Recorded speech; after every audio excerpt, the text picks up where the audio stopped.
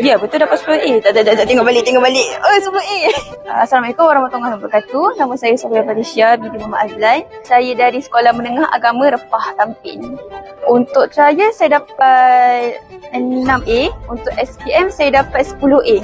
Antara benda yang paling mencabar bagi saya ialah saya jenis susah nak tangkap. Susah sikit nak catch up. Dan masa saya jenis cepat frust. Lepas tu jenis cepat risau macam mana kalau exam saya tak okey dan sebagainya.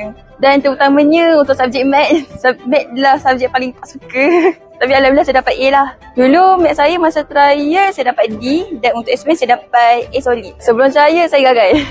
Masa perpustakaan macam topik tu, mama je datang suruh makan. Mama cik suruh makan je. Waktu tu tak tahu kenapa kena makan. And then saya terjumpa satu TikTok ni, baru saya sedar. Waktu tu lah saya dah start istiqomah and then memang nampak hasil dia. Memang betul saya dapat fokus, tidur pun jarang. And then apa yang cikgu cakap tu semua dapat tangkap.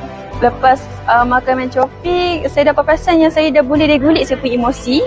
Yang pertama, yang kedua, apa yang cikgu cakap saya dapat tangkap bagi kawan saya ataupun adik-adik yang sedang menghadapi SK atau siapa sahaja. Saya dulu pun fikir SKVD macam just a supplement, but lama-lama dia memang beri impak yang besar kepada hidup saya dan saya memang nak amalkan sampai saya besar, mungkin dewasa pun sekalipun. So, pergi cakap kat mak ada SKVD.